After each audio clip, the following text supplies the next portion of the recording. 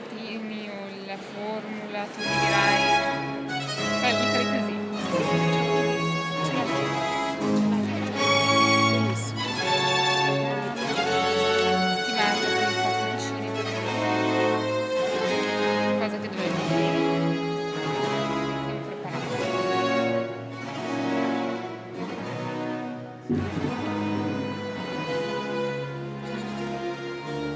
Ci vuole.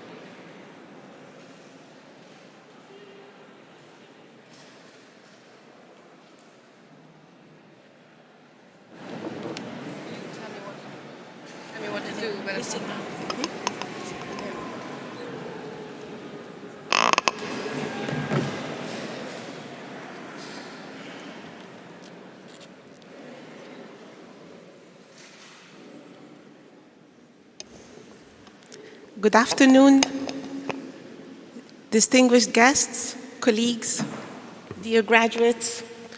This is the start of the 2025 conferring ceremony of the European University Institute. Thank you all for being here. Please mute your phone, and for better acoustics, the guests can use the headsets on their seats. It is now my honor to present the President of the European University Institute, Professor Patrizia Nans.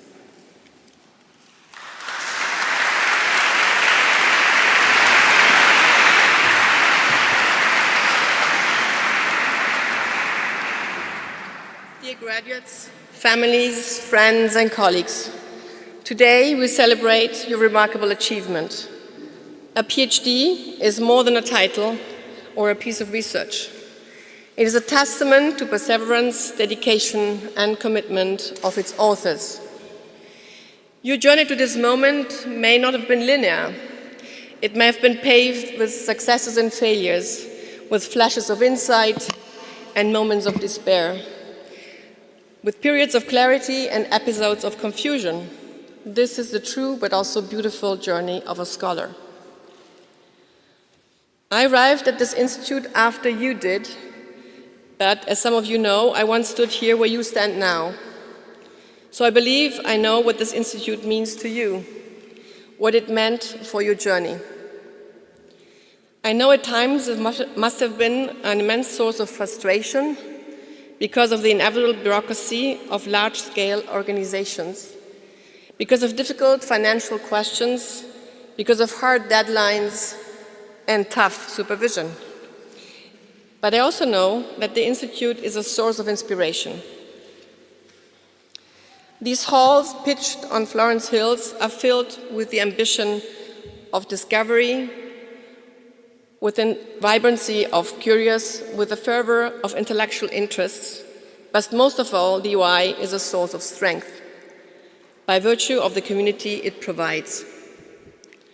You, the researchers, have supported and relied on one another through late nights and early mornings of hard work. You learn from each other's perspective, you have challenged each other's assumptions. You have become colleagues, co-authors, and friends. By waving the notes and strings of togetherness, you have strengthened our community, one that will continue to enrich your lives long after your studies are completed, will enrich the lives of those coming here after you. You, the researchers, past, present, and future, are the beating heart of this institute. You are its energy, you are the source of its momentum. And if you allow me, you, the researchers, are also the source of my inspiration, of my energy. Your journey from here on, it may not be linear either, but I'm firmly convinced that whatever it takes you, your contributions will enrich this institution. Whether you continue the path of research or decide to serve in different sectors, your achievements will stand as a testament to the collective legacy of the European University Institute. You are our pride, our future, and you are also our hope. Since you arrived at this institute, the world has changed, and this change has accelerated over the last month. The global challenges of climate change, social inequality, authoritarianism, conflicts, and political instability produces new threats day by day, and answers to these challenges are yet to be found. Especially Europe faces a critical juncture. Our societies and political institutions are facing unprecedented levels of uncertainty. We are being overtaken by events and seem stuck in a reactive mode. It is my deep conviction that the education you have received here has equipped you with skills to meet these difficult circumstances. My hope is that you will rise to this occasion with bold and proactive leadership, bridging the gap between knowledge and action, pioneering new ways of using perspectives of social sciences and humanities for shaping the future. Social sciences and humanities, be it in forms of historical, legal, economic, political, or sociological inquiry, its great strength is its sensitivity to complexity. We care about context, about patterns and structures, about the seeming unpredictability of the human experience. This sensibility, it is key to building collective action, to imagining better futures. As you embark on the next phase of your journey, remember that you are not only producers of knowledge, but also its caretakers. Embrace the responsibilities that comes with your expertise. Use your knowledge not only to advance your careers, but also to uplift those around you, to drive positive transformations in your communities. The privilege of knowledge, the gift of intellectual autonomy, it comes with great responsibility. Graduates, as you close a chapter now and step into the next, I extend my heartfelt congratulations to all of you. May today's accomplishment mark a milestone in a journey filled with purpose, passion, and possibilities. Today, we celebrate your achievements and boundless potential that awaits you. Thank you.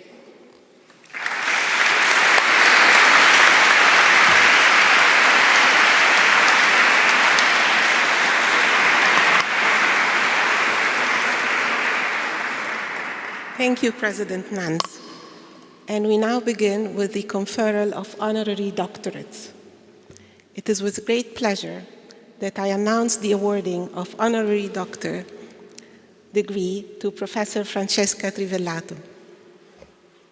I now invite Professor Schluger, Glenda Schluger, to present Professor Trivellato. Thank you so much. So I get the pleasure of awarding this doctorate, of explaining to you why we're going to award this honorary doctorate to Professor Trivellato. So I'm not her, I'm the person explaining why she's so important. So historians study the past. It's not so easy. The past is full of people and places and things, and we don't just chronicle what happened. We dig about in pieces of paper and objects that remain, only sometimes rescued for us, in places such as archives. We ask of the evidence, what can it tell us about the past? What actually matters? How do we do that? Inevitably involves trade secrets that those history researchers about to get their PhDs now share. Today, the History Department and EUI are honouring not only their achievements, but also those of a very special historian, Francesca Trivellato. Professor Trivellato's career to date has established her credentials, her chops for social and economic history. A daughter of Venice, a graduate of the Ca' Foscari University in Venice, she has 2 PhDs. I've thought that's a sure sign of her enthusiasm for history. One is in social history from Bocconi in Milan, and one in history from Brown University in the US. She was the Frederick W. Hills Professor and the Barton Briggs Professor at Yale, not at the same time. And since 2018, she has been Andrew W. Mellon Professor of Early Modern European History at the Institute for Advanced Study at Princeton University. She's been the recipient of one of the most desirable awards you can get, a Guggenheim Fellowship, and a winner of numerous book prizes. And those prizes were for her two most well-known studies of history. Her 2009 book, The Familiarity of Strangers, the Sephardic Diaspora, Livorno, and Cross-Cultural Trade in the Early Modern Period, and her more recent book, The Promise and Peril of Credit, What a Forgotten Legend about Jews and Finance tells us about the making of European commercial society. In discussing amongst ourselves in the department, the case was made that the hallmarks of these now classic books were her imaginative interpretations of cross-cultural trade, religion, and Mediterranean history, and her contribution to what is known in the field as global microhistory. So here's an example. It's not written by her, it's me telling the story, in short. In 1737, so nearly 300 years ago, a Persian Jew named Agha Manasseh from Hamdam in eastern Iran travelled to Aleppo, now in Syria, with a 60-carat diamond to sell. Aleppo was then a major trading centre for gems, and it connected Europe and Asia. Elijah Silvera, head of a trading company in Aleppo, knew about gems and was a prominent figure in the Ottoman city's Sephardic community. For several generations, his company had traded Mediterranean coral for diamonds from India. Silvera decided he wanted to trade the diamond for Manasseh. So Silvera turned to his connections in Livorno, Italy, and used them to write a contract in Hebrew and according to Jewish law, which granted him a large sum of money as credit in exchange for the transport of the diamond to Italy, where he planned to sell it. In order to raise the capital necessary to borrow the diamond while he waited to sell it, he hired a man with relatives in Venice and Livorno. And that's where the stone was to be cut before being presented to potential buyers in London, Amsterdam, Paris, and Naples. It was also common practice to have a crystal copy of the cut diamond produced to convince potential buyers of the actual diamond. So this is how the saga known in Tuscan documents as the Big Diamond Affair began. A saga that ended with the bankruptcy of Silvera's company. And if you want to find out more, you need to read Professor Trivellato's The Familiarity of Strangers. I raise it today as an example of Trivellato's approach to the past, how she decides not only where to look for evidence, and here it's an unpublished archive, but also how she decides what that evidence tells us, what is important and what matters.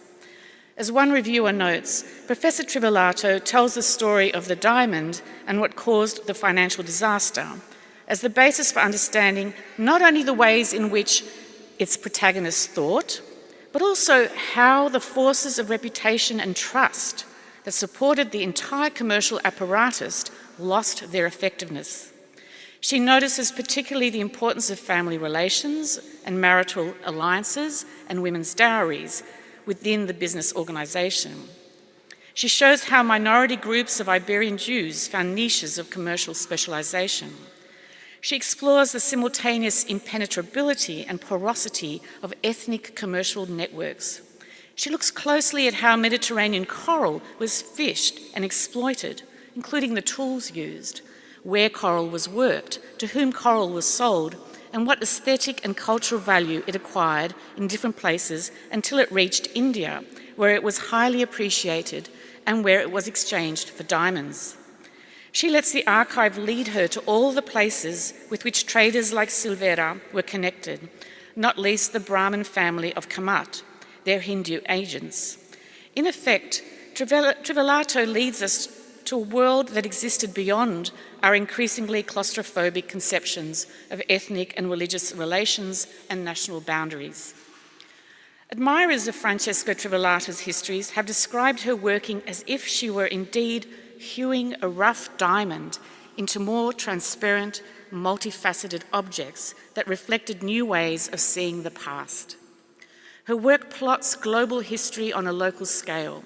It connects economic history, social history, and above all, legal history with profound cultural implications. It sheds light on the history of small organisations, rendering their great internal complexity and the multiple processes of economic change. It traces the role and limits of the market in the transformation of societies in the modern age. As the small story of the Diamond Affair shows, Trivellato paints a world of Europeans whose lives and work existed beyond a Europe with conventional boundaries, and it melded with those of Asia as a place where difference was a foundation of private and public relationships. Francesca Trivellato's trade secrets are not so secret. We can find them in the essays beyond her books that have turned the view of historians towards innovative global micro-historical methodologies for the study of early modernity and new ways of studying the history of capitalism. Her rendering of a past of sometimes more than 500 years ago is thick with people, ideas and arguments, with economic history, the history of migration, cultural exchange and commerce. And these are amongst the many reasons that we have for honouring Professor Francesca Trivellato today. I present Francesca Trivellato for admission to the honorary degree of Doctor of the European University Institute.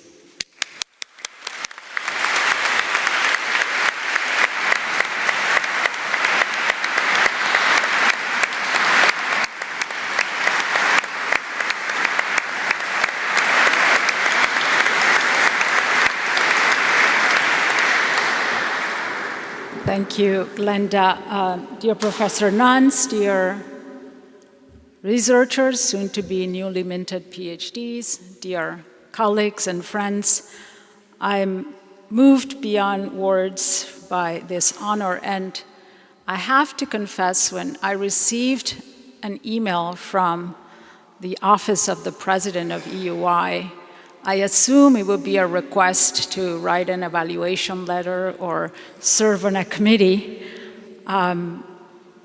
It was an incredible surprise to read that the letter actually delivered such unexpected and happy news. And inevitably, this honor sent me down memory lane and to revisit my long, if indirect, connection to UI.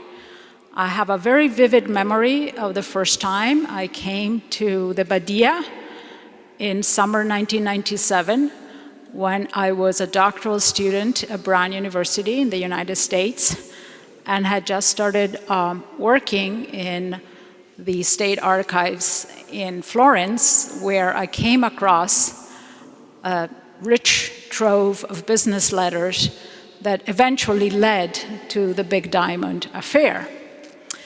And at the time, the library of the UI offered a very precious refuge for a footloose graduate student like me, both because of its rich collections in foreign books and journals, and because of its generous opening hours, two features that are harder to find down the hill. In January 2000, my doctoral advisor at Brown University, Anthony Mulhall, took up a chair in early modern Europe here at the UI. So by happy coincidence, if I wanted to speak with him, I had to come to San Domenico. And for a number of years, I came here to speak with him, to meet his students, to present some of my work in progress. We went for pizza in San Domenico after the seminars. We celebrated his retirement here. I even had my doctoral defense in his office at the UI with my two external dissertation readers in presence and my second advisor for Brown on a speakerphone. I continued to visit UI periodically, and in May and June 2023, I was very lucky to be Brodel Fellow in the Department of History and meet new crops of colleagues and researchers. I was particularly engaged in conversations with the team of the Econ-IT ERC program, of ERC project of Professor Sluga, and the CAP Asia project, ERC project of Professor Riello. In fact, one of the team members of CAP Asia is now Michael Sullivan, is somebody who I'm collaborating, and so the collaborations endure beyond this ills. And yesterday I was really moved and happy to participate in the Max Weber Fellowship Annual Conference. It gave me the boost of optimism that I think we all need in these very somber times when one is prone to fall into despair. So let me end with a final, more general remark. Having had the privilege of studying and working in several countries, I've become convinced that, yes, large investments and intelligent institutional designs are necessary but not sufficient conditions for successful academic collaborations at an international level. Such schemes are also predicated on the ability of single individuals to bridge what remain very deep divides between entrenched national academic traditions. And as you just heard, for nearly 30 years, the UI has represented for me, as for many others, the combination of these two essential ingredients that enrich our scholarly life. So I wish to thank you deeply all once again for this honorary degree, but also for allowing me to be one of the many satellites that revolve around this extraordinary institution and community of scholars. Thank you.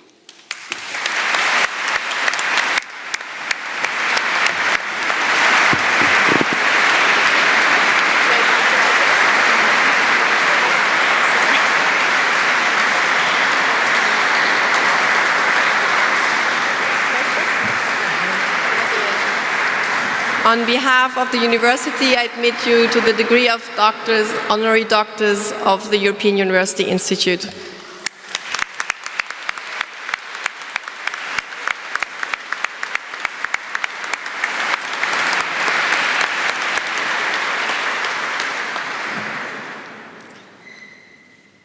We now proceed with the awarding of the honorary doctorate degree to Professor Melinda Mills.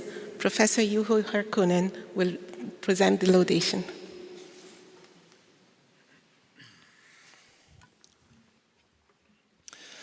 Dear graduates, dear colleagues and friends, President Nance, dear Professor Mills, dear Melinda, multi- and interdisciplinary research are in high demand. Also here at the EUI, as it is considered crucial for tackling today's complex problems. Professor Mills, if anyone, has experience with the difficulties and possibilities of interdisciplinary research, being a leading scholar in social genomics, the integration of genetics and social science research, and director of the multidisciplinary Leverhulme Center for Demographic Science at Oxford. Generously yesterday in a talk, she shared her experiences and advice on interdisciplinarity and how it's best done. Professor Mills was born and grew up in Red Deer, Canada, close to Calgary. She studied sociology and demography at the University of Alberta and later received her PhD in demography from the University of Groningen and worked there as well as VU Amsterdam and Bielefeld University before moving to Oxford in 2014. Currently, she is Professor of Demography and Population Health and Director of a Demographic Science Unit at Oxford, and also holds professorial positions in the departments of Economics as well as Genetics at the University of Groningen. In her early career, Professor Mills became known as a student of family demography and social inequalities over the life course. Among others, she made important contributions to the research of fertility developments, a topic that has risen to a central position on the societal agenda in many countries, as well as to methodological development, including methods textbooks. Recently, she has become known for her groundbreaking work on the integration of genetics and social science.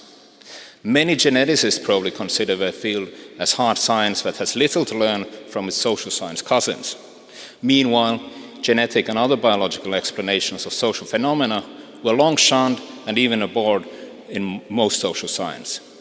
Such explanations were commonly linked to eugenics and other ethically questionable movements, and genetic explanations of social outcomes were considered deterministic, which seemingly went against the idea of a possibility of changing societies for the better. Social scientists subscribe to Emile Durkheim's view that social phenomena should be explained by social facts, and genetics could not play a meaningful role in this endeavor. Things started to change in the early 2000s. Scholars began to understand that outcomes that social scientists are interested in are polygenic with multiple genetic predictors, rather than the possibility of finding one gene that could explain everything. Researchers also began to increasingly understand how genes and environments interact. The time began to become ripe to take genetics seriously in social science and vice versa. You told us yesterday that you became interested in biology and social genomics after discussing your research on fertility with colleagues from the medical sciences, who found it hilarious that demographers do not study biology and genetics as contributors to the number of children one has, childlessness, or age of childbearing. One of your early studies in social genomics was thus on genetics of the age of parenthood. Professor Mills's later work has expanded our understanding of the possibilities and limitations of social genomics, influencing both social science and genetics. We now know that practically all social outcomes have genetic antecedents and that there has been an explosion of polygenic indexes that summarize these. Social genomics is slowly becoming accepted as a part of the broader social sciences. At least as important has been the impact of this work on the field of genetics. They really can and should learn something from us. Melinda's and her colleagues' work has, for example, highlighted the potential problems with the lack of representativeness of genetic data. 80 to 90% or more of genetic samples are from European ancestry populations, and a minuscule share from Africa, even though there is more genetic variability within Africa than there is between Africa and the rest of the world. Genetics can be differently important in some groups or social settings than others. In other words, genetics interacts with social environments. Such insight that can appear obvious to many social scientists may not be so for geneticists who are not trained to think in these terms. This work also underlines the limits of genetics for understanding social phenomena more broadly. Genetic data cannot be used to make sense of race, which is a socially constructed rather than a biological category. Knowing that socioeconomic success and social mobility in part have genetic antecedents does not justify inequality.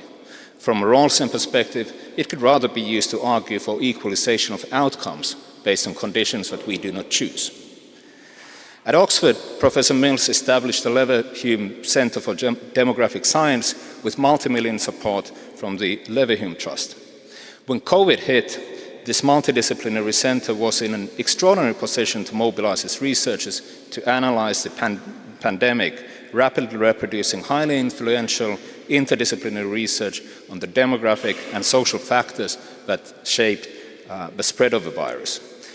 And these include predictions such as which hospitals might be running out of hospital beds, which have obviously very practical consequences.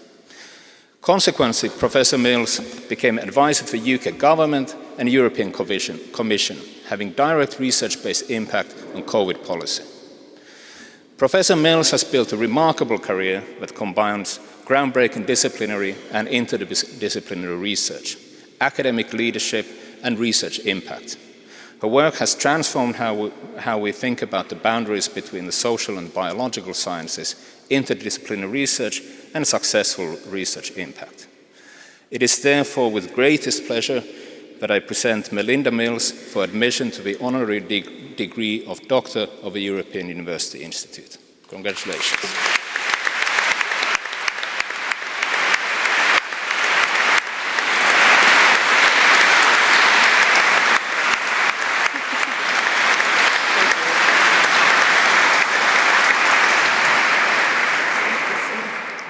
Thank you very much, Juho, for those very kind words, and I've followed your career and we've known each other for many years.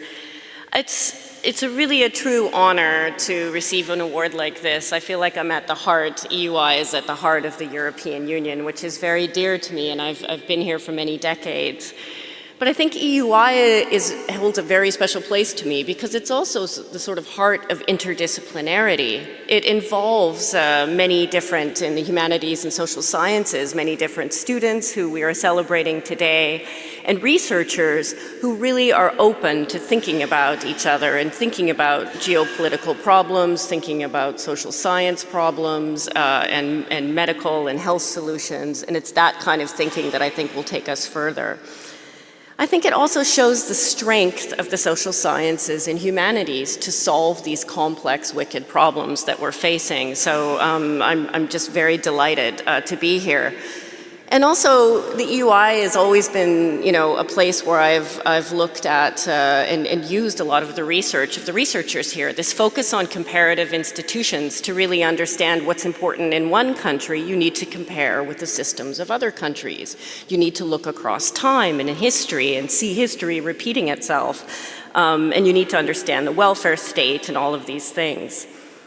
I think also welcoming demography into the social sciences, welcoming a more statistical and computational approach, and welcoming sociogenomics and people that are leaning into and trying to learn from the natural sciences and all of these different aspects is incredible that the EUI is open for those types of research as well too.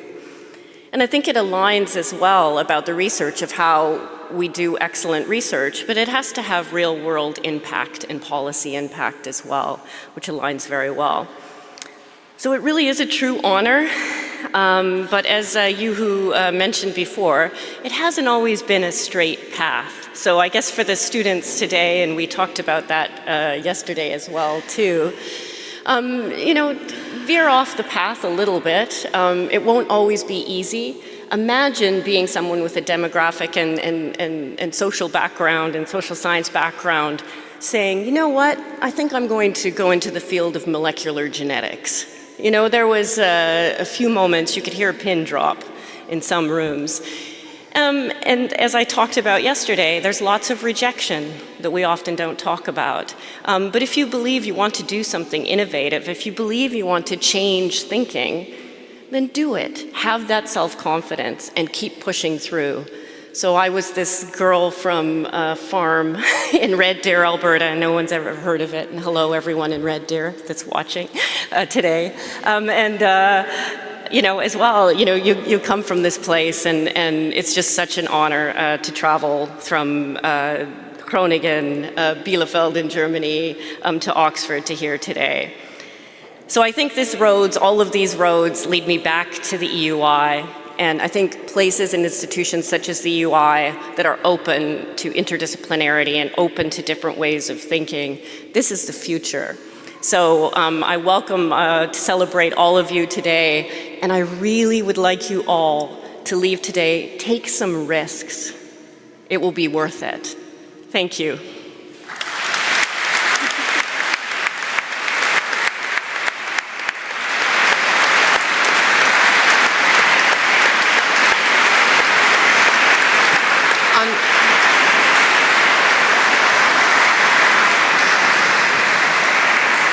On behalf of the university, I admit you to the honorary degree of the European University Institute.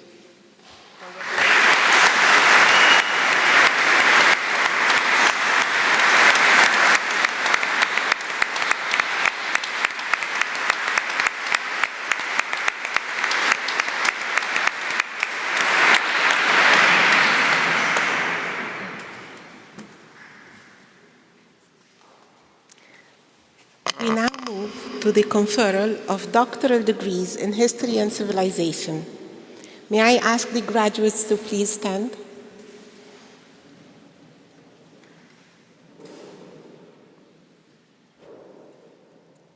Go ahead.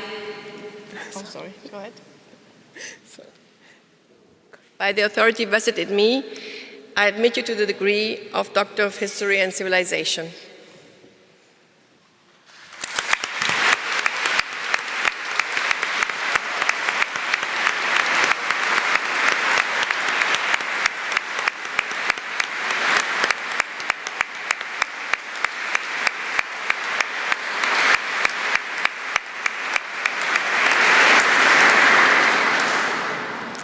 So please sit down again, and I will start calling each one of you to receive their degree.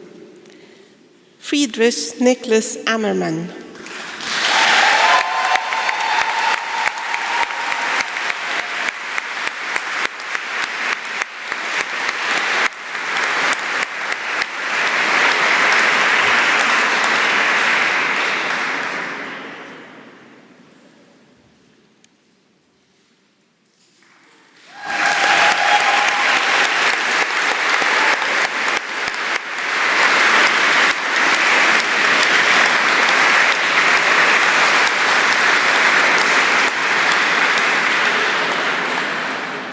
Maria Sole Barbieri.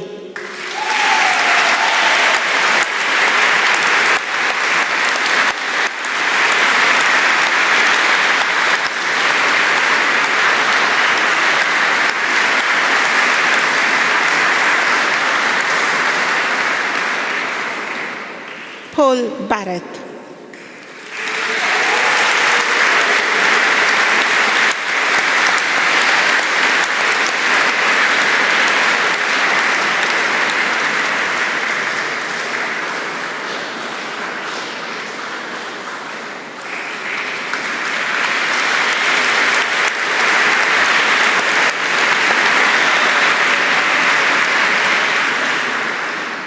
Ella Bozok.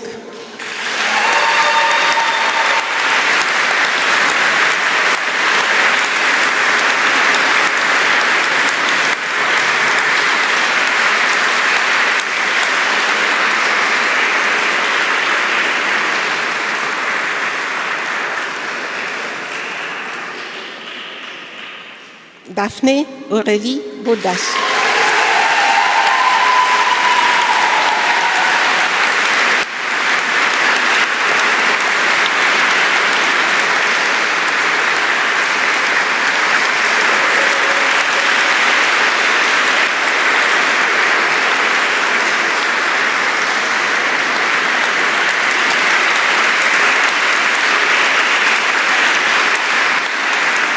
Matteo Calcagni.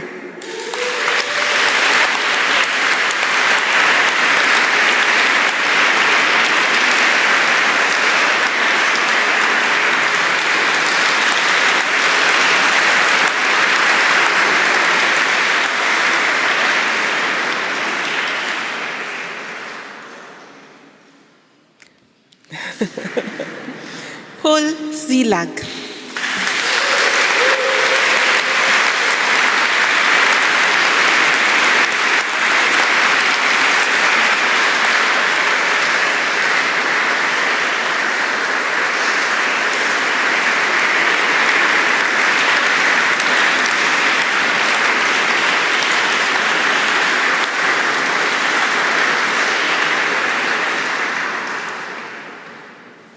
Dennis Kölling.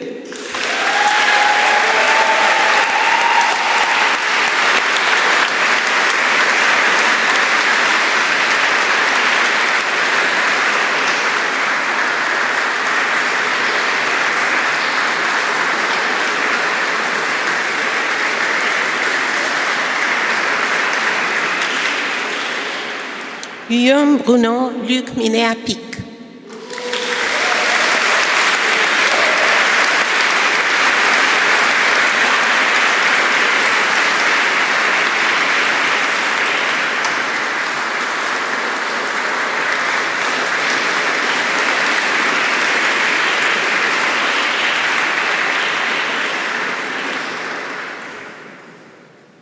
Anna Wilma Urinski.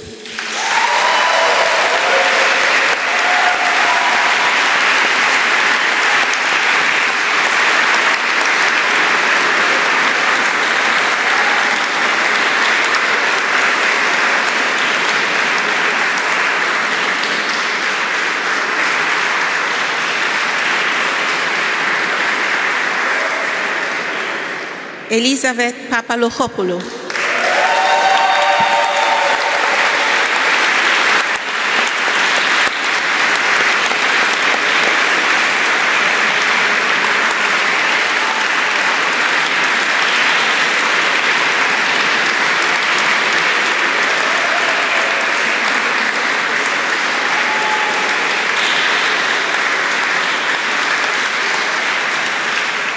Konstantinos Poulios.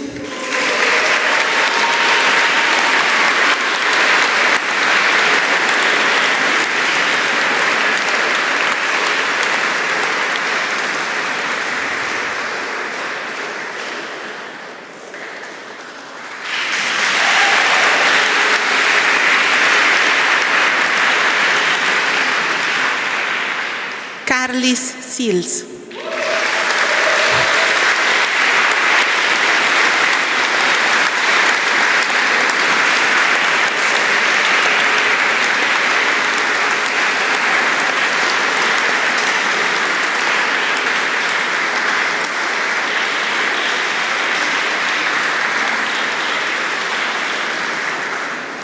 Thomas Carlos Soden.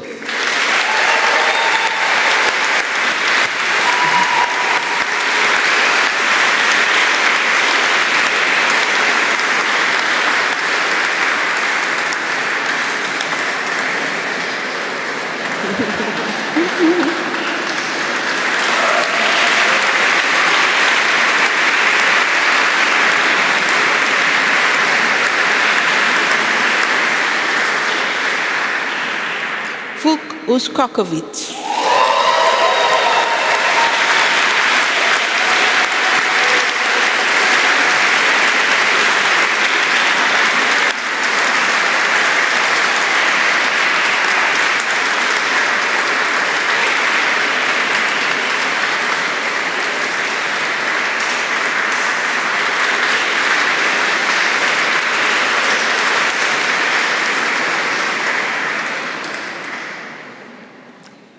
We continue with the conferral of doctoral degrees in economics.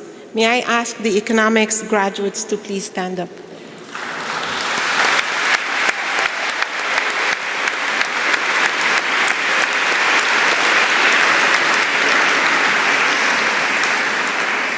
By the authority vested in me, I admit you to the degree of Doctor of Economics.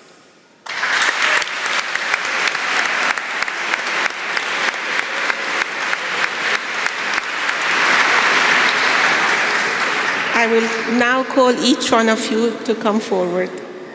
Juan Carlos Silvan.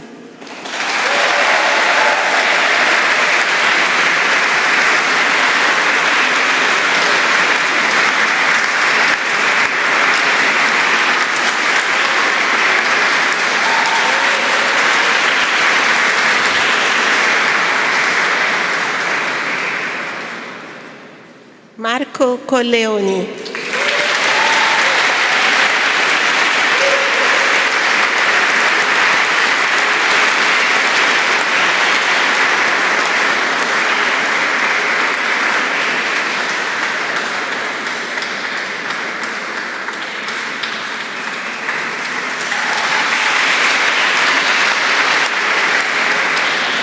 Adriano De Falco.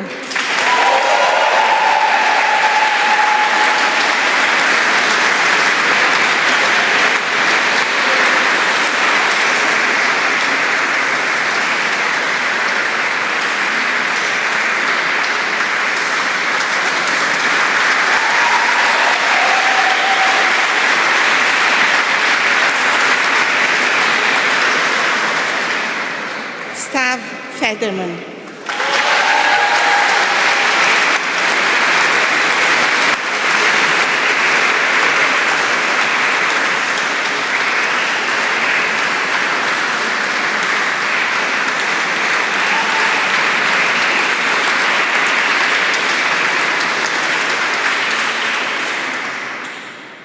Sotirios Yorgousis.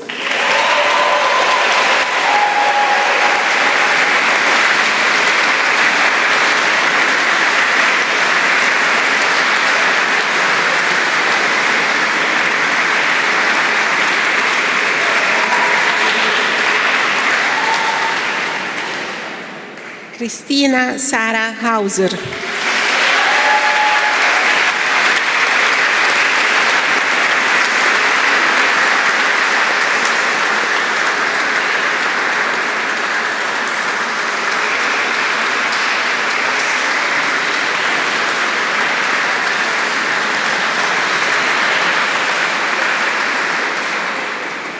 Magdalena Victoria Quiternick.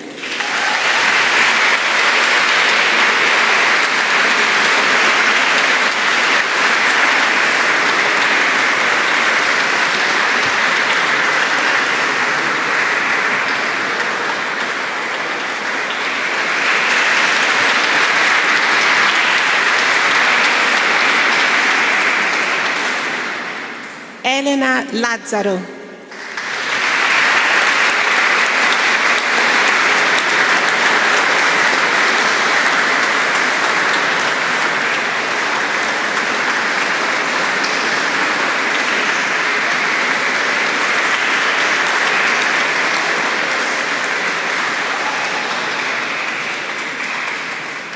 Olivia Masi.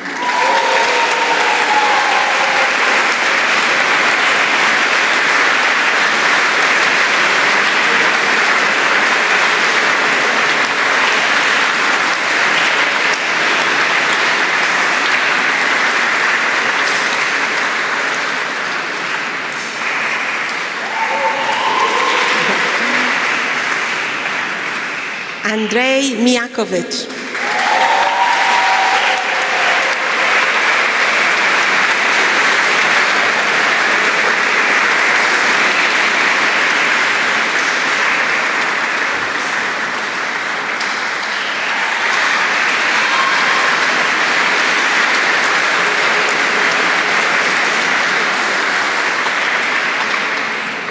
Pranav Mimani.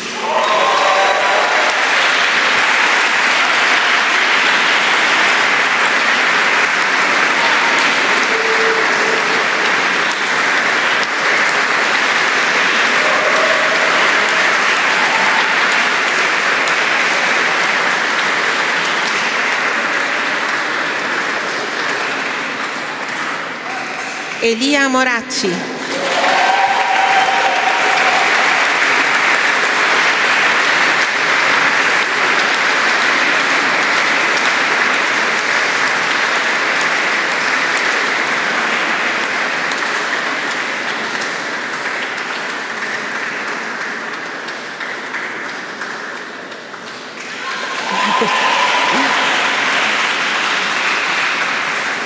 Yannick Reichlin.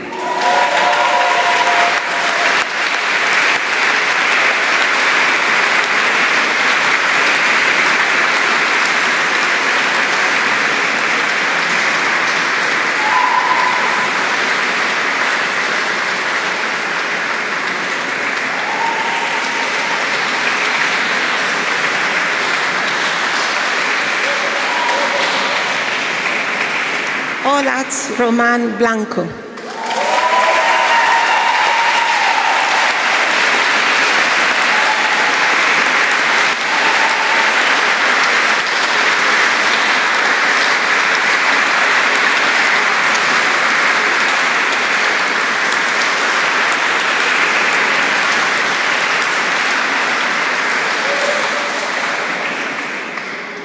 Marcin Pavel Rother.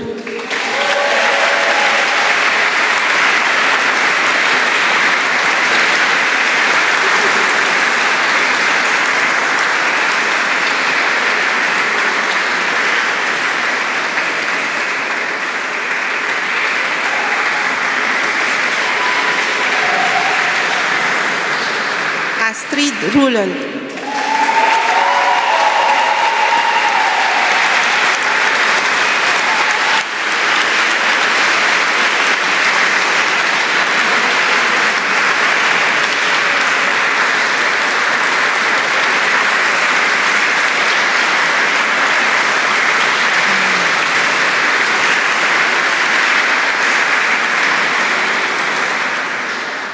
Marina Isabel Sánchez del Vilar Santa María.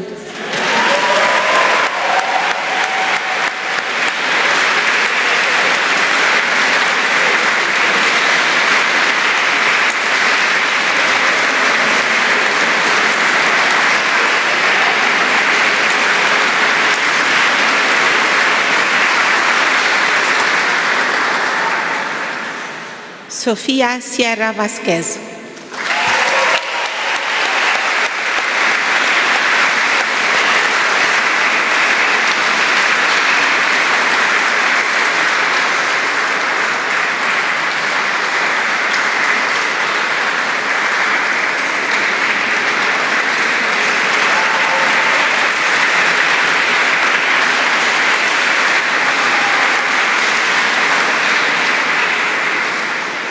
Lívia Souza.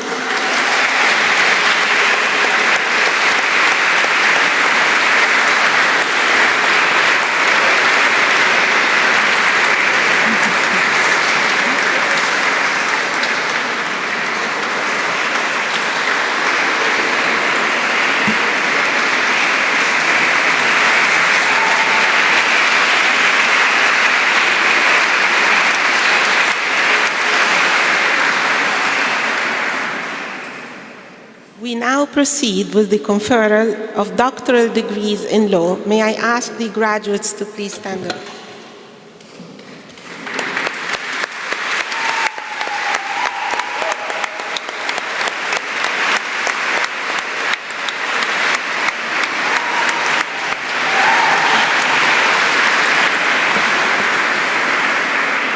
By the authority vested in me, I admit you to the degree of Doctors of Laws.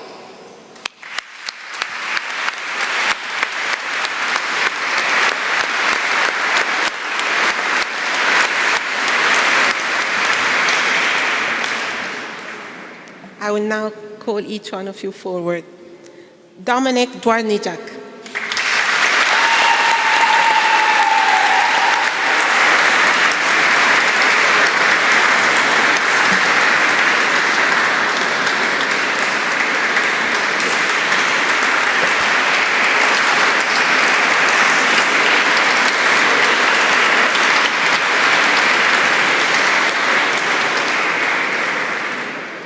Lívia Hintz.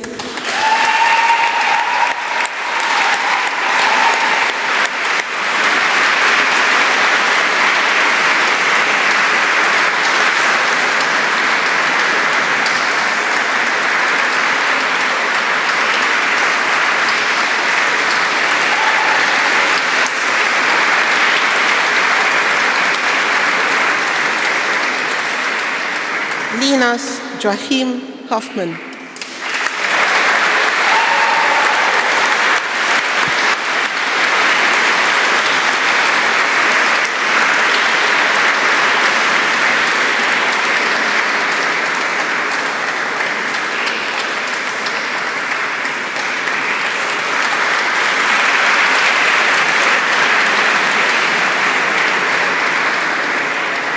Florian Edelberger.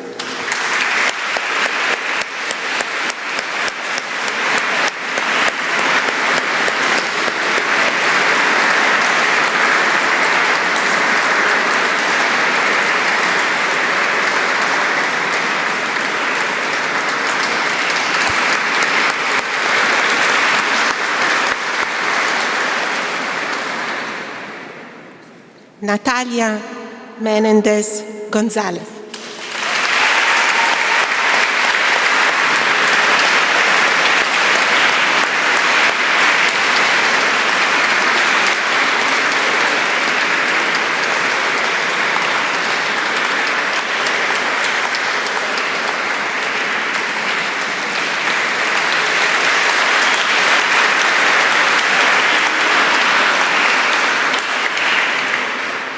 Christine Muller.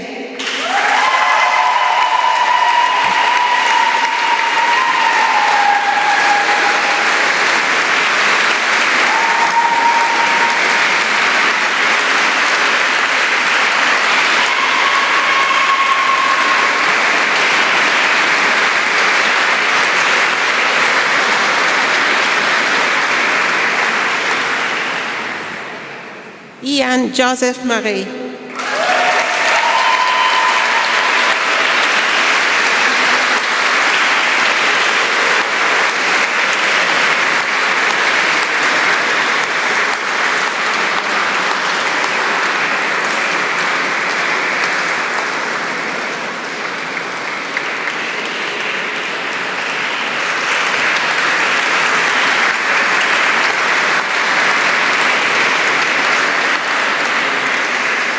Max Munchmeyer.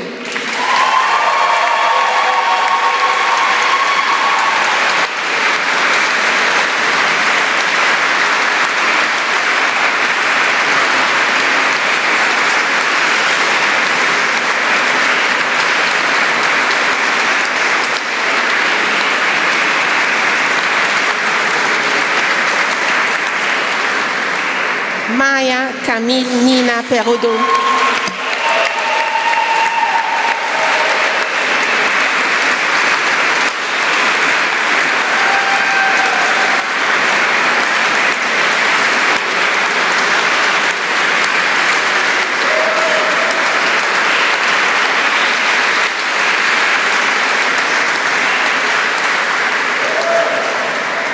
Niklas Sebastian Reitz.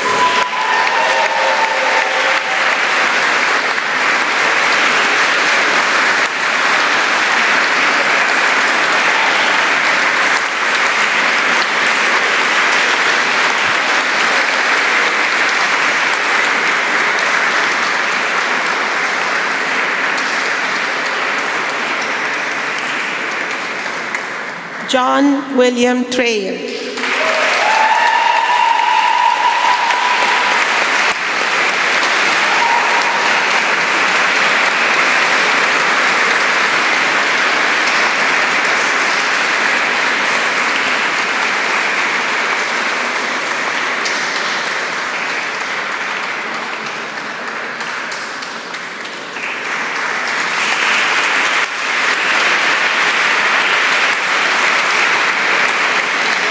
Tobias Traxler.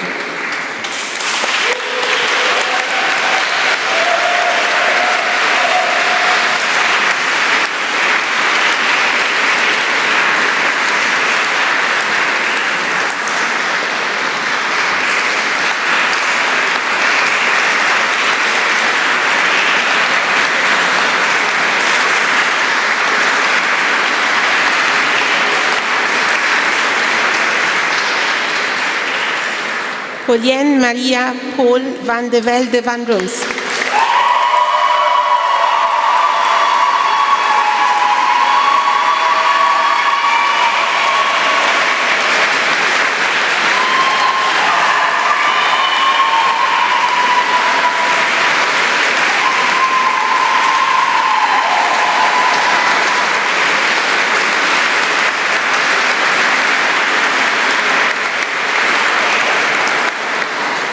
Raghavi Vishwanath.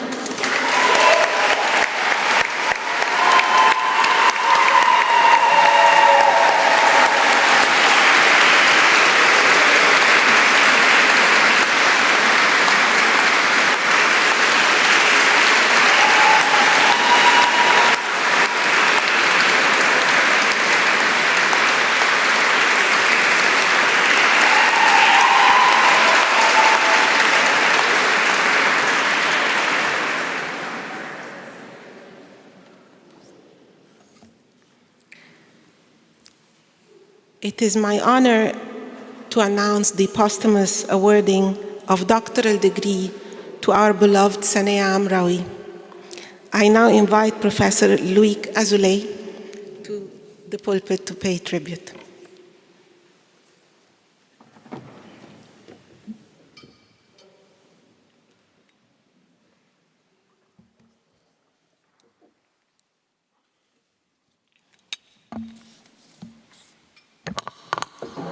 Forgive me for speaking in French, in my own tongue.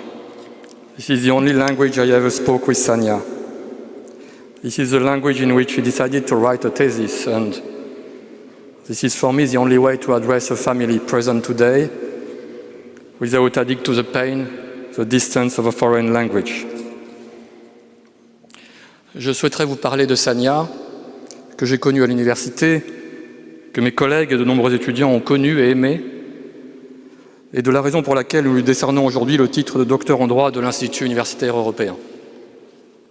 J'ai rencontré Sania en 2017 à Sciences Po, à Paris. Elle suivait l'un de mes cours attentivement. Cela était manifeste, mais discrètement et presque sans bruit, jusqu'à ce qu'elle m'écrit en fin de semestre. Elle me demandait, avec la pudeur et la modestie, mais aussi avec la détermination et la précision qui la caractérisaient, si j'accepterais de diriger le mémoire qu'elle envisageait de rédiger sur le droit des migrants en Europe. Notre conversation a commencé à ce moment-là, et dès lors, elle n'a plus cessé, passant, selon les moments et les circonstances, par des emails, des rencontres à l'université, des rencontres au café, et les derniers temps par des entretiens en ligne.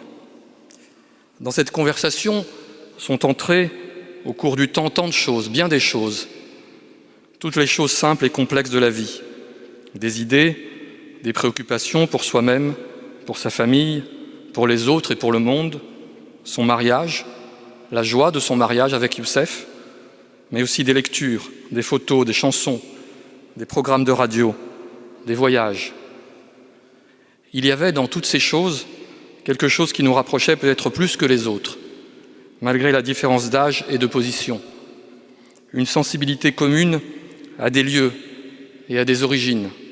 C'était Lyon, d'où nous venions tous deux, et c'était l'Algérie, Oran, les alentours d'Oran, d'où sont originaires nos parents, algériens, musulmans ou juifs, mais qui vivaient dans les mêmes lieux et partageaient les mêmes simples conditions d'existence. Nous avions ce foyer sensible commun qui créait une complexité, mais qui, bien entendu, était vécu différemment en raison des conditions différentes dans lesquelles nos parents étaient arrivés en France et dans lesquelles nous y avons grandi. Sania était une étudiante brillante. Elle avait intégré Sciences Po, parcours d'excellence, extrêmement sélectif, extrêmement exigeant. Très jeune, parmi l'une des plus jeunes de sa génération. Elle était admise pratiquement partout où elle se présentait, à la Cour de justice de l'Union européenne pour un stage, à Leiden pour un master, à Berkeley, à Lausanne pour une mission de recherche, et bien entendu à l'IUI pour son doctorat. Mais de ce parcours, elle ne tirait aucun orgueil. Sania ne cherchait jamais la lumière et les éloges. Elle cherchait autre chose. J'admirais cela chez elle. Je crois qu'on peut vraiment dire, dans son cas, qu'elle cherchait la vérité et un certain sens de la justice. D'où son choix de travailler sur les migrants et la passion qu'elle y mettait, d'où ses engagements pour la cause des femmes et des minorités en Europe. De là son intérêt pour l'étude critique et décoloniale qu'elle ne se contentait pas de lire, mais qu'elle s'était donné pour tâche de pratiquer et d'enseigner ici, à l'IUI, avec son amie Irina. De là aussi la légère ironie qu'elle entretenait dans son rapport aux affaires du monde et aux choses de l'université. Une ironie qui était le revers d'une profonde compassion pour celles et ceux qui en étaient exclus. À l'IUI, elle avait trouvé une communauté d'amitié et de pensée. Ses amis vous diront mieux que moi le rôle essentiel qu'elle y jouait, toujours avec la même gentillesse, la même noblesse d'attitude et d'esprit, la même droiture et la même humilité. Une chose m'avait frappé dans nos conversations. Sania avait une conscience aiguë de la beauté de ce lieu. C'était un sentiment que nous partagions. Mais pour elle, la beauté du lieu n'était pas simplement de nature esthétique. C'était, je crois, une question de valeur. Vivre et incarner la beauté de Florence et des splendides villas de l'Institut européen, c'était une manière de redonner une valeur, une visibilité à ce qu'elle portait en elle, à ce qu'elle pensait, à celles et ceux qu'elle s'était donné pour tâche de représenter. Comme si cette beauté n'était pas seulement pour elle, mais pour eux. Et comme si c'était une sorte de réparation. Sania s'est dévouée à son travail de thèse jusqu'au bout, avec une patience et une persévérance qui forcent l'admiration, et avec le soutien constant du professeur Urška Sadl qui dirigeait sa thèse. Ce travail de thèse porte sur les conditions juridiques imposées aux migrants à l'entrée sur le territoire européen, durant leur séjour en Europe, et pour tous les aspects de leur vie de famille et de leur vie quotidienne. C'est un travail d'une profonde originalité qui renouvelle l'approche de ces questions. Ce qu'elle avait découvert et qu'elle s'efforçait de montrer dans sa thèse, c'est que l'on comprend mal l'existence des migrants en Europe aujourd'hui si l'on s'arrête à leur statut et à leurs droits, comme on le fait généralement. Il y a derrière ces réalités juridiques, il y a derrière les discours politiques sur les droits ou la privation de droits, un jeu plus complexe, fait d'une abondance, d'un excès de conditions juridiques, matérielles, administratives, qui travaillent à une déstabilisation, à une précarisation constante des statuts et de la position des migrants en Europe. Dans ce travail qu'elle menait, il en allait aussi, je crois, de quelque chose de plus personnel, de plus profond, quelque chose qui revêtait une signification existentielle pour elle, quelque chose comme une responsabilité, une lutte pour la reconnaissance d'une place, une lutte pour le droit de ne plus questionner, de ne plus conditionner l'existence des immigrés ouvriers et de leurs enfants nés en Europe. Avec la disparition de Sania, c'est un monde de signification, de sensibilité, de gestes et de lutte que l'on perd. Et ce que nous voulons vous dire aujourd'hui par la remise de ce diplôme, c'est que notre monde, à nous qui demeurons, à nous qui occupons ce lieu de beauté et de pensée qu'elle incarnait si bien, restera, tant que nous vivrons, façonné par ses mots, par sa pensée et par ses luttes.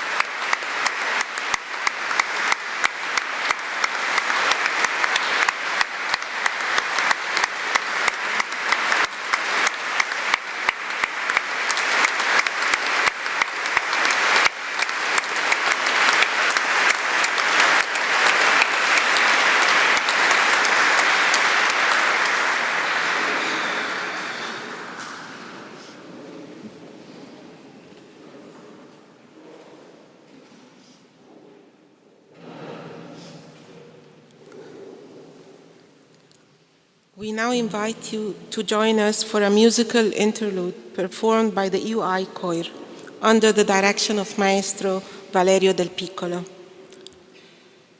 The 4 pieces that will be included are O Herbst by Fanny Hansel, Abschied vom Walde by Felix Mendelssohn, Locung by Fanny Hansel, and Die Freude by Ludwig van Beethoven.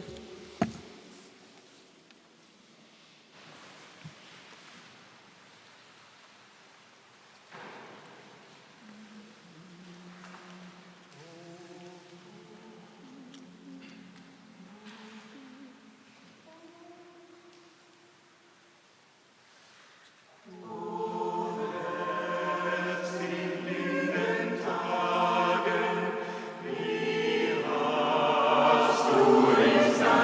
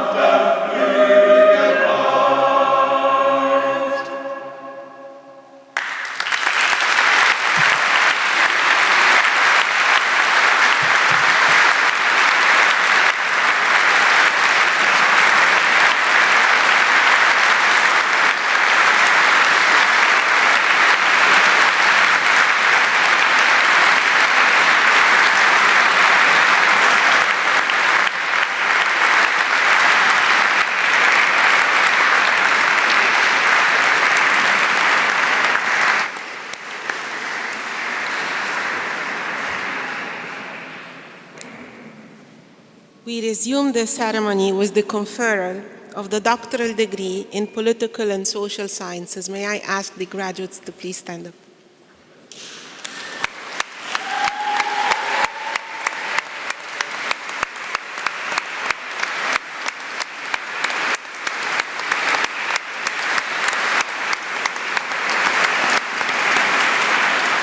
By the authority vested in me, I admit you to the degree of Doctor of Political and Social Sciences.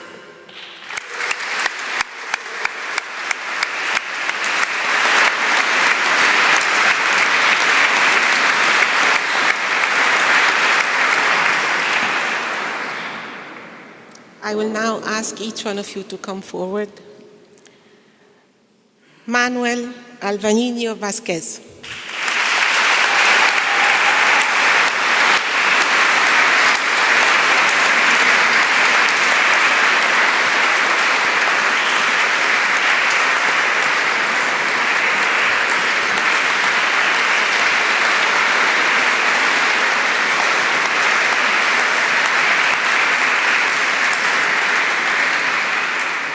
Stephen James Ballantyne.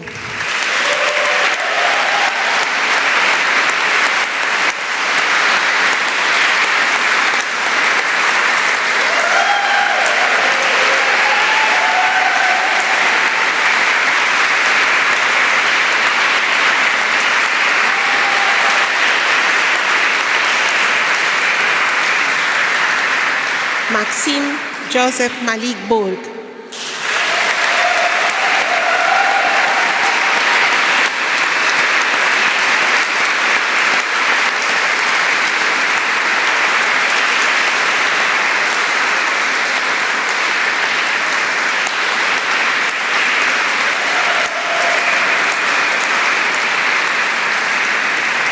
Joanne Caddy.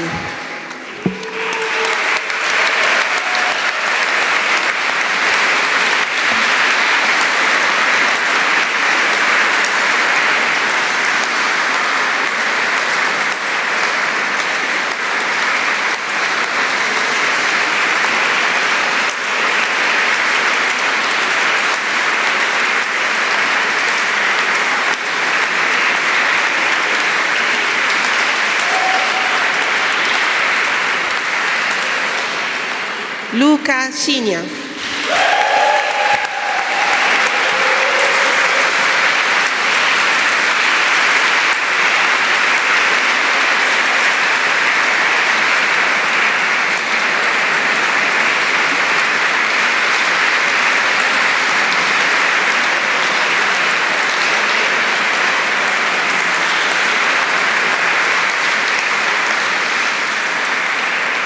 Anna Clemente.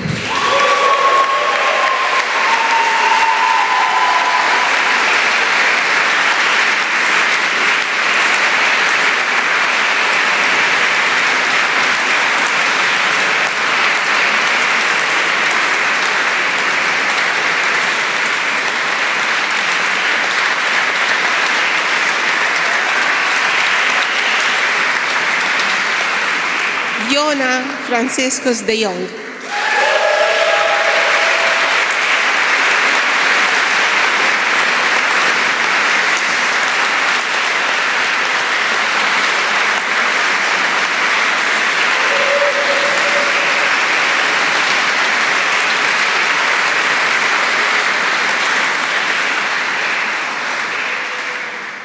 Viola Felice Fay Drijkhuis.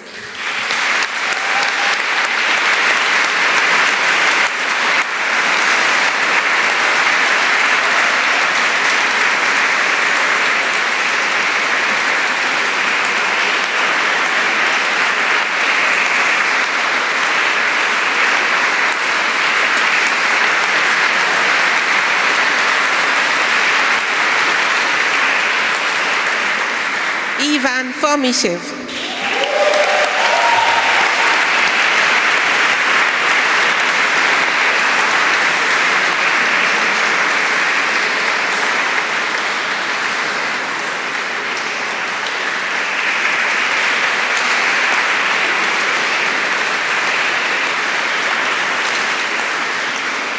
Susanna Garside.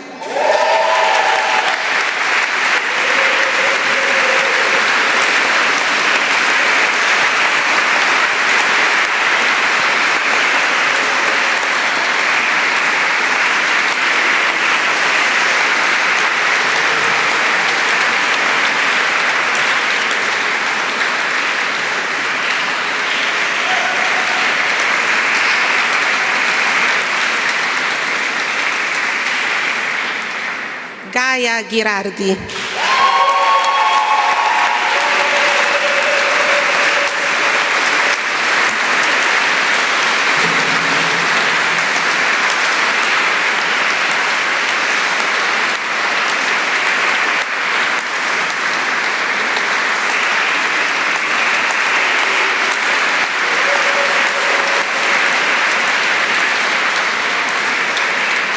Ines Gil Torres.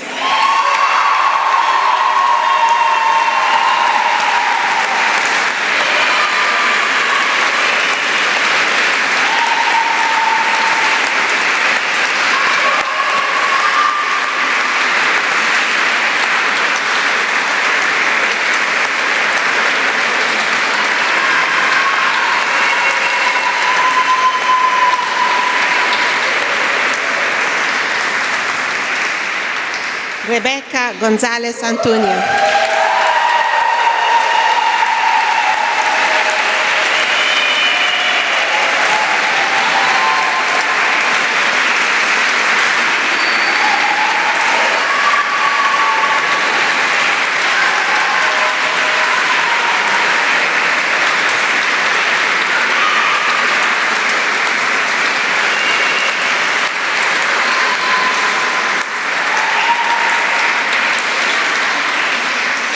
Robin Gougnon-Noël.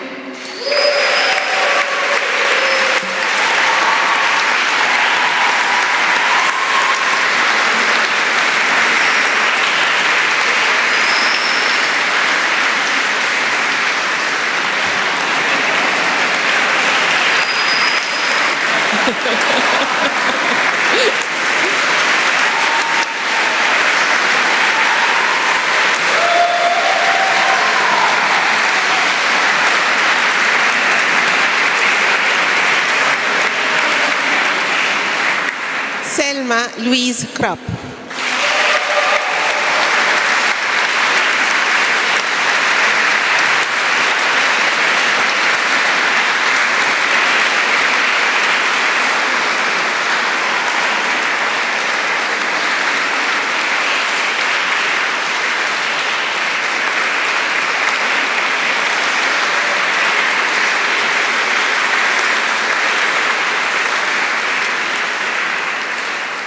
Amjad Kurdinjad.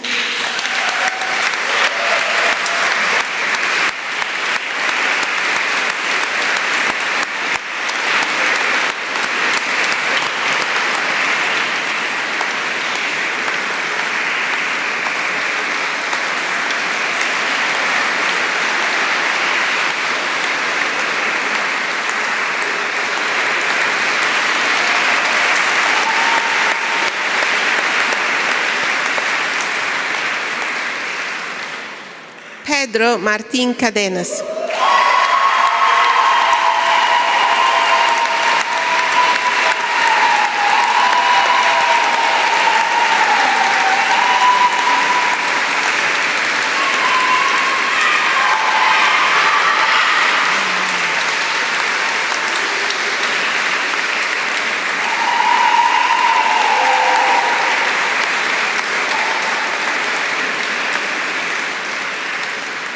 Ofelia Nicole Berva.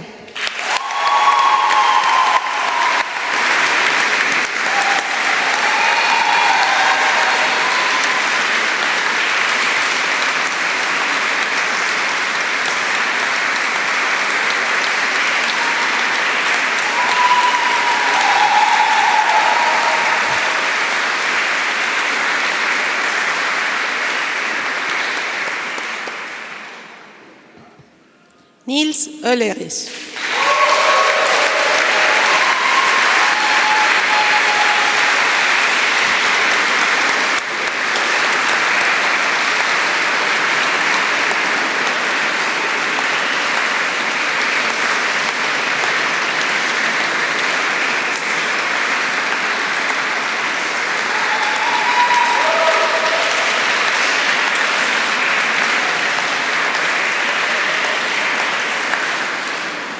Elena Pisanelli.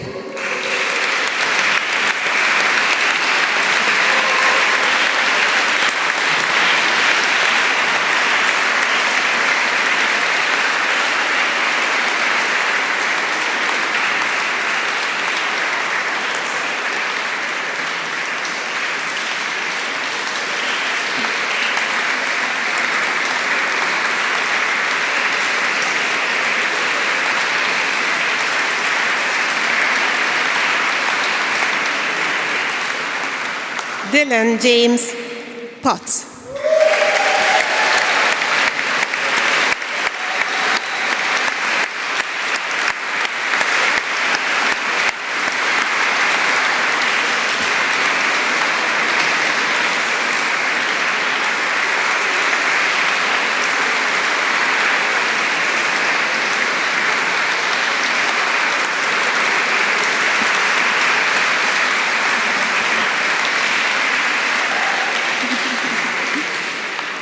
Julian Vierlinger.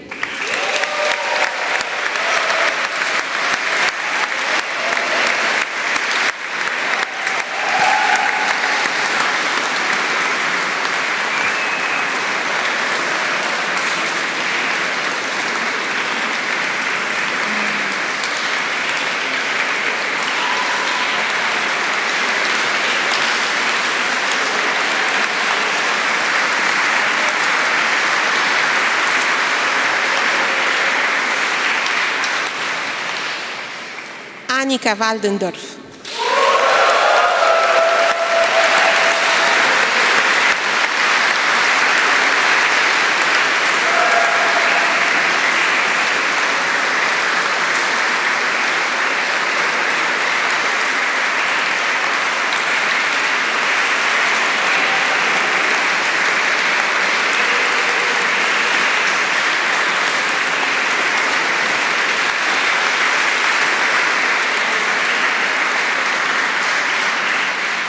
Mirko Finn Wegemann.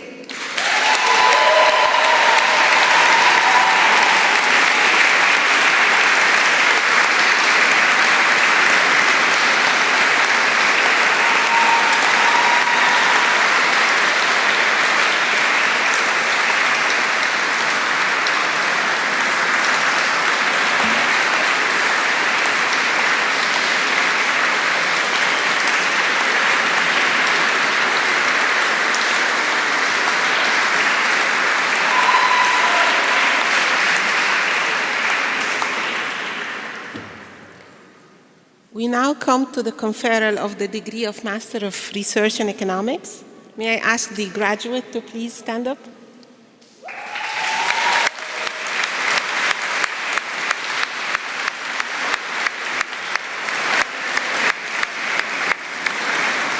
By the authority vested in me, I admit you to the degree of Masters of Research in Economics.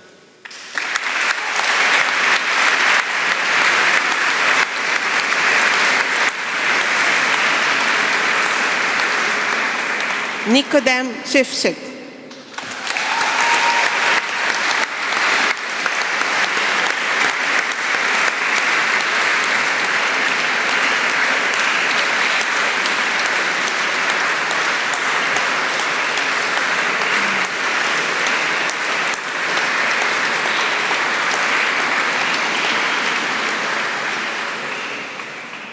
We now confer the degree of Master of Laws. May I ask the graduate to stand up?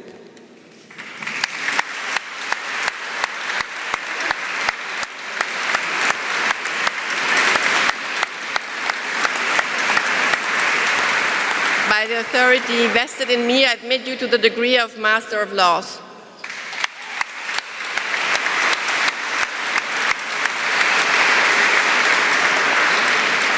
Alessandro Marinaro.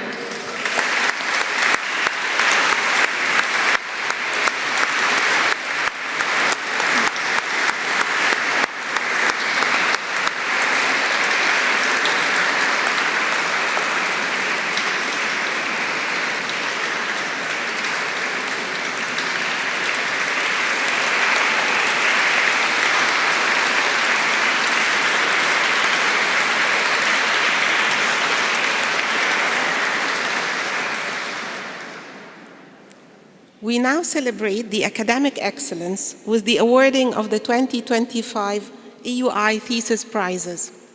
I invite the Dean of Graduate Studies, Professor Monica Barr, to present the awardees.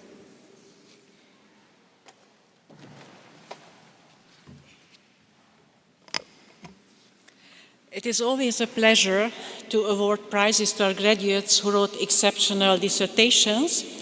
And it's a tradition that on these occasions, before the announcement of the prize winners, the Dean says a couple of words by way of introduction. Nothing long, don't worry. And since I'm doing this for the first time, I was curious about what my predecessors had to say on this occasion, so I watched some of the earlier editions of the conferring ceremony online.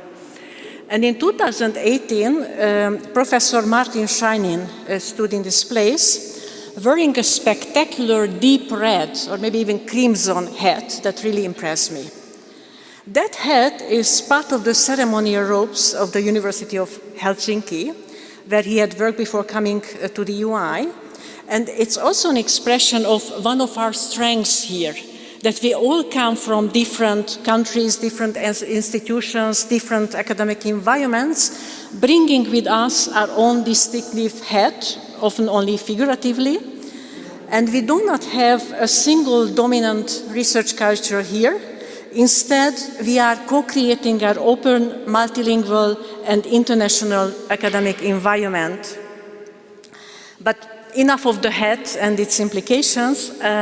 Allow me to quote a section from Professor Scheinin's speech. We are privileged to work at the UI and live in Florence and Tuscany. There's so much beauty and culture around us, and the UI itself is a stellar academic institution. We must not allow this to tempt us, feel entitled or arrogant. Rather, we should be humbled by what we can see and enjoy around us here, particularly at a time when the world may appear to be falling apart. Let me repeat, this was a speech in 2018. And why, obviously, the statement still resonates today, the collapse of the world, as we knew it until recently, is no longer an impression. It is happening in front of our eyes. And in this new world, let us be even more appreciative and proud of the safe haven that the UI is offering us to exercise our academic freedom and to work in an inspiring environment, an environment which has surely contributed to the success of the prize-winning dissertations. And now, as we are beginning to award the prizes, allow me to explain how to do this. So I will first announce the prize winners and ask them to stand up when they hear the name, but remain at their place, and I will then read out the laudatio of the jury. And then once I'm finished, I will ask you to come forward and to receive your prize from President Nance. So the first prize that is going to be awarded is the Wilfredo Pareto Prize for the best doctoral thesis in economics, which was established by the Department of Economics to honor Wilfredo Pareto, an Italian scholar who was one of the pioneers of modern scientific research in economics and lived and worked in Florence and Fiesole for some time. This year is exceptional because we do not just have one prize winner and not even two, as it sometimes happens, but we have 3 graduates who will receive the Pareto Prize, and I would ask all the 3 of you to stand up. Adriano De Falco, Andrej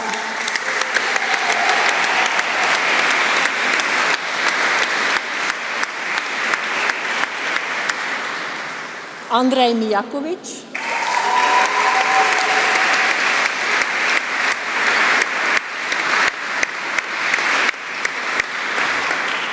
and Yannick Reitlin.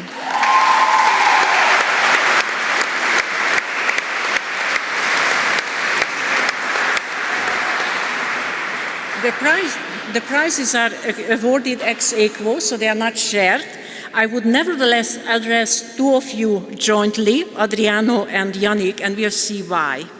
So let me read out the motivation of the jury before mentioning the thesis titles.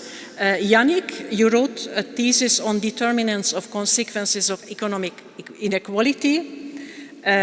And Adriano, your thesis was on essays in education and family economics, and both of you were supervised by Andrea Echino.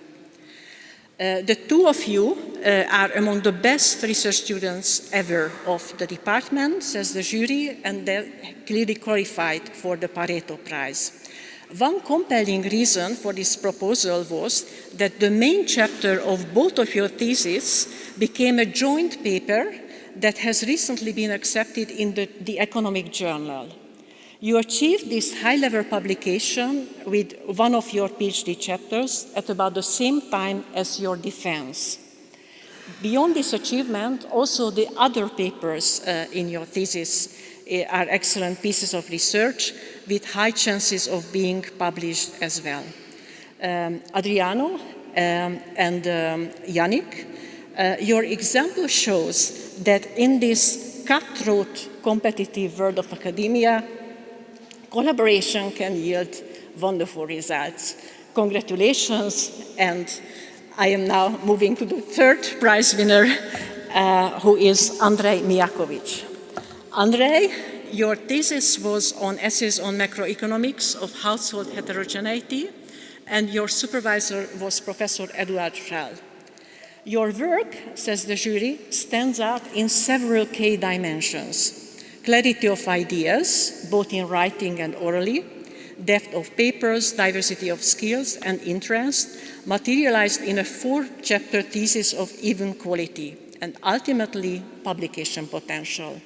You are not only the top macro student of your year, but also the best across fields, and your placement next September as an assistant professor at the University of Mannheim, following receipt of several other attractive job offers, is evidence of your early recognition by the macro community. So congratulations to all the three of you, and please come to President.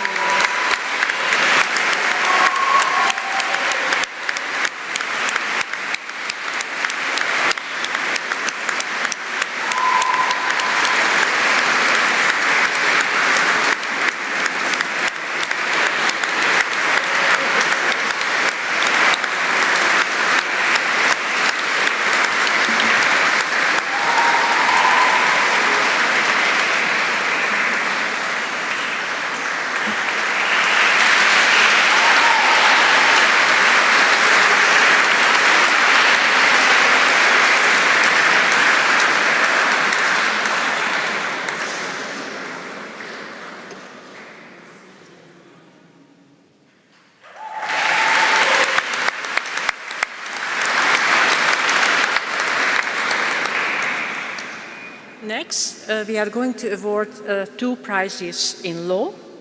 The first one is the Antonia Cassese Prize for the best thesis in international law, and it is sponsored by the Department of Law. The prize winner this year is Raghavi Vishwanath.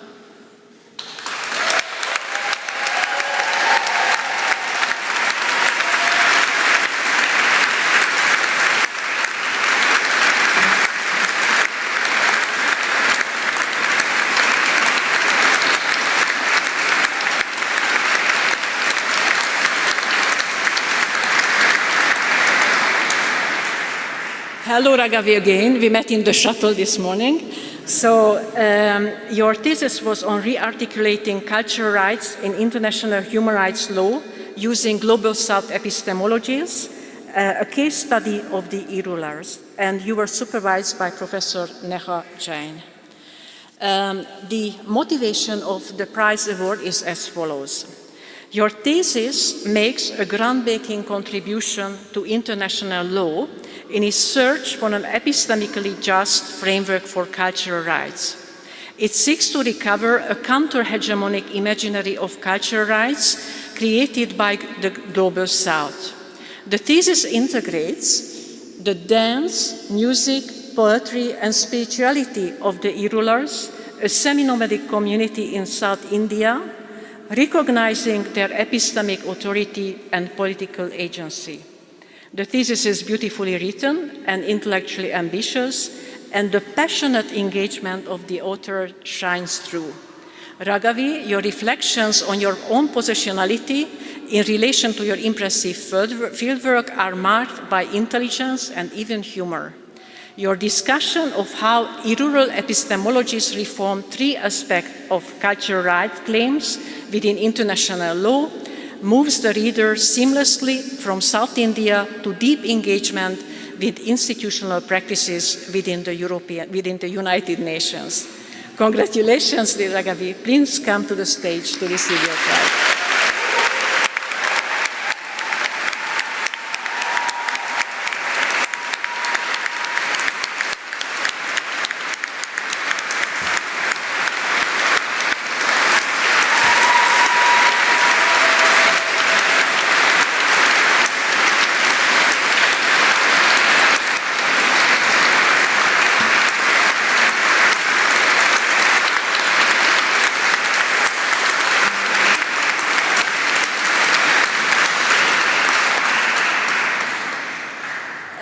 The other prize awarded by the Department of Law is the Mauro Capelletti Prize for the best thesis in comparative and European law. Mauro Capelletti, whose name is honored by this prize, was a great scholar of comparative law and professor of law here at the UI, at the University of Florence, and at Stanford University. And this prize is sponsored by Robert Helm, an alumnus of the UI, and the former student of the late Professor Capelletti, together with his wife, Mimi. And the prize winner this year is Jaka Kukavica.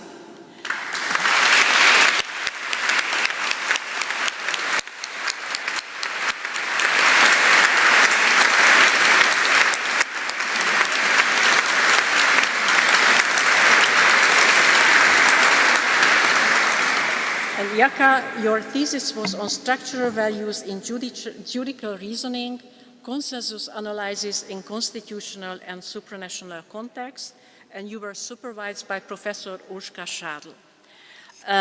The jury motivates the award as follows. The jury finds that your dissertation reveals an author who knows the literature and who knows what he wants to add.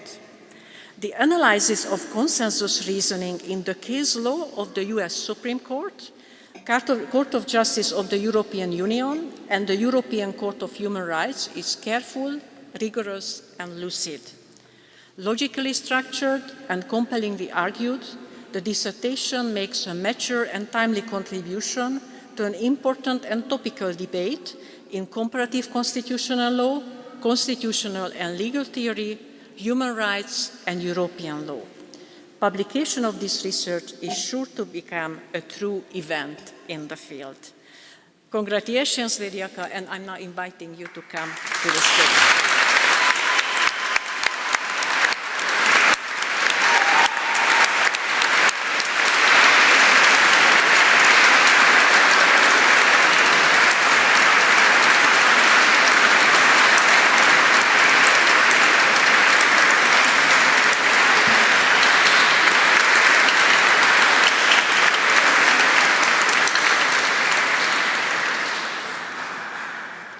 And the last prize that we are going to award today is the Linz-Rocken Prize in Political Sociology, which was established by the Department of Political and Social Sciences in honor of two great post-war political sociologists, the late Juan Linz and the late Stein Rocken.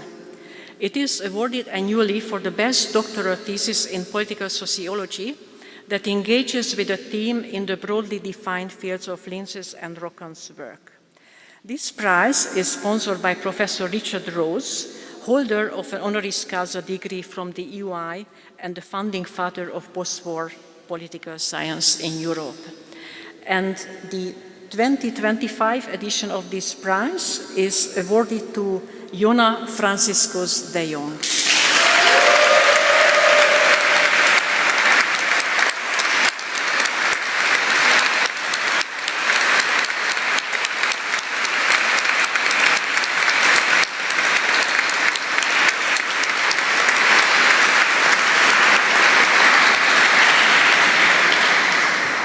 Jona, your thesis was on enduring divides, social networks, and the entrenchment of political polarization, and your supervisor was Professor Hans-Peter Krisi.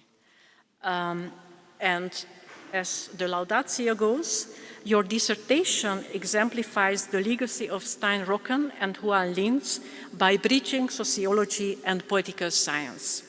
It explores how individuals' positions in homogeneous or heterogeneous social networks shape the formation of durable political cleavages, particularly the educational divide. Your thesis makes a major contribution to at least 3 key areas: political polarization, the structural foundations of modern political cleavages, and the sociological dynamics of social networks. You are using a novel, relational approach. Your empirical work is rigorous and creative, drawing on dozens of data sets, including original data across various countries, with robust methods and clear visualizations. These findings are of major social and scientific relevance. Congratulations. Thank you.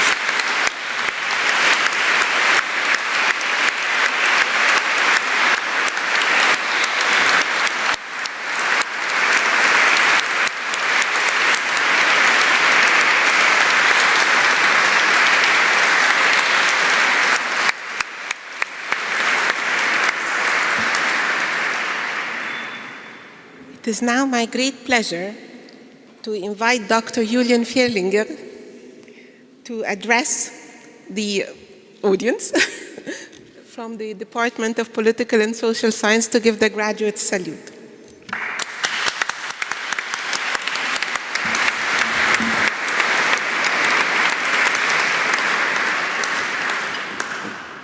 Fellow graduates, it is my great honor to address you here today, a day we have been working hard for and a day we truly deserve. The gowns we're wearing, they may seem like a piece of outdated tradition, and in Florence evening heat, I think you would agree with me, they also feel a bit like one. But as you know, humankind roots itself in traditions and symbolism, and today's ritual, today's symbol, they are here to remind us that we accomplished something truly meaningful.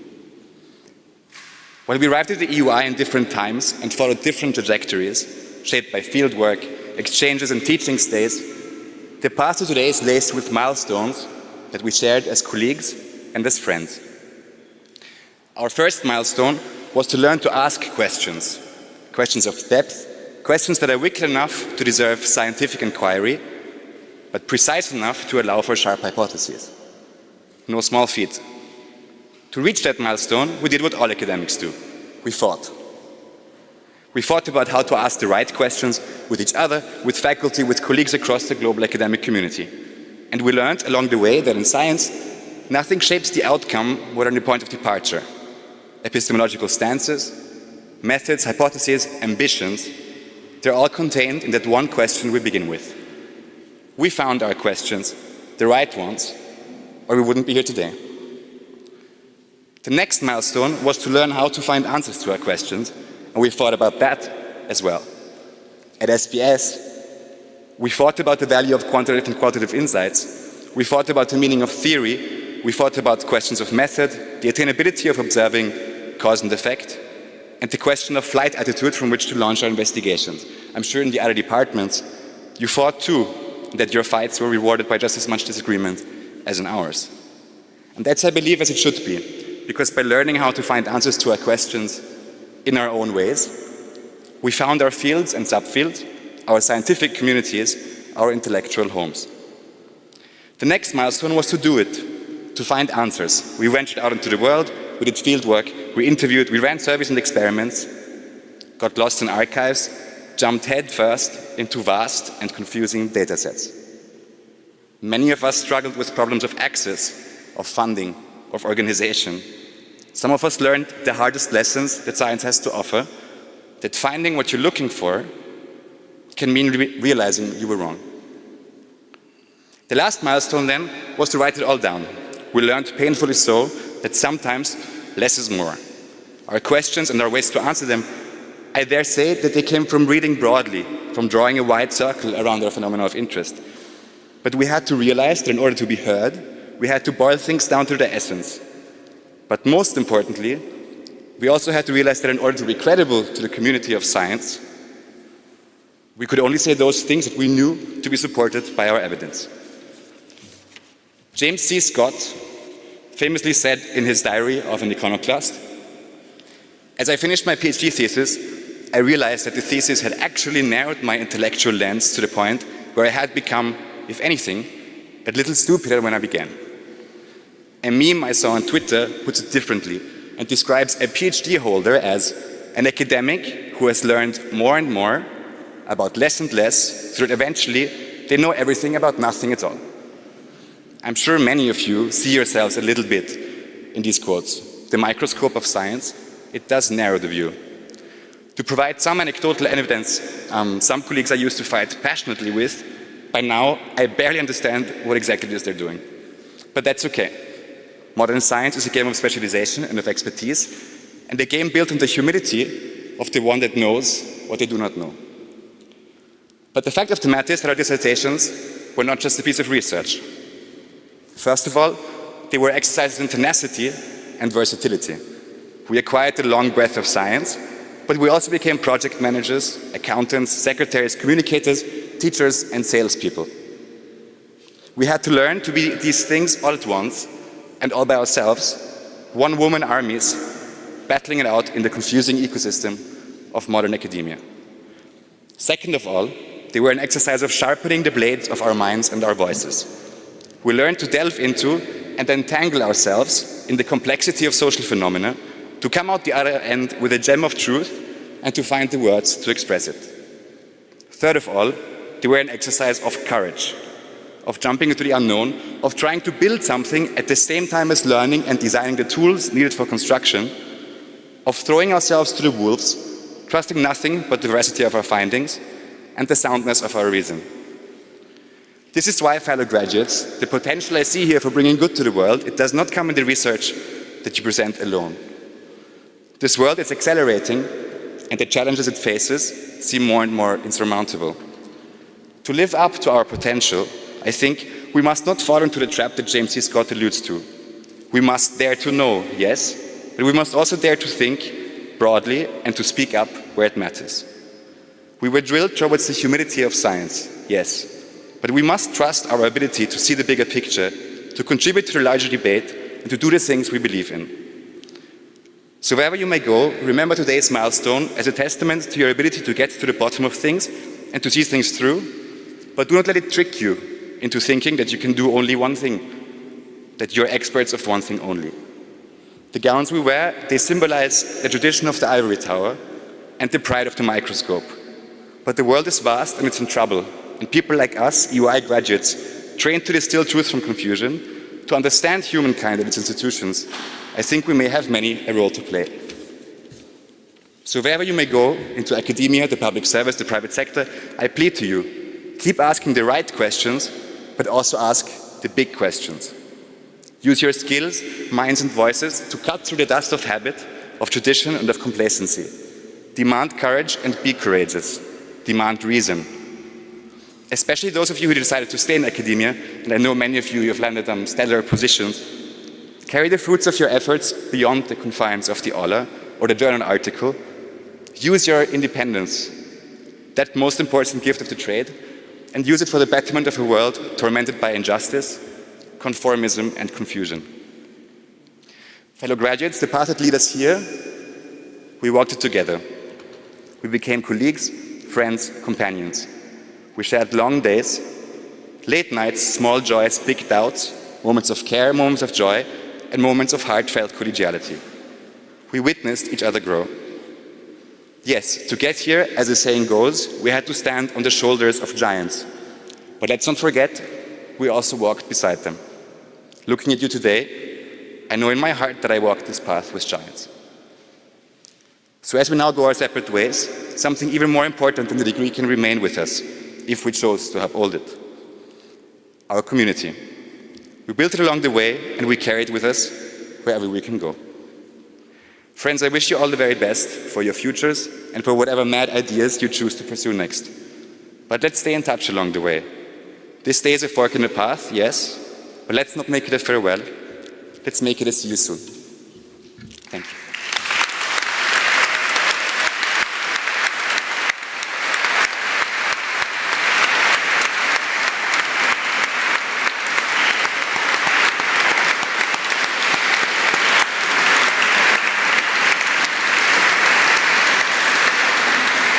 Thank you, Julian.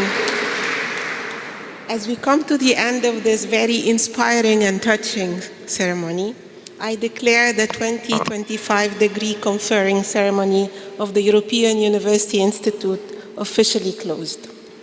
I kindly ask all the guests to remain seated while the graduates, the president, the dean, and the honorary doctors and their promoters walk out of the church.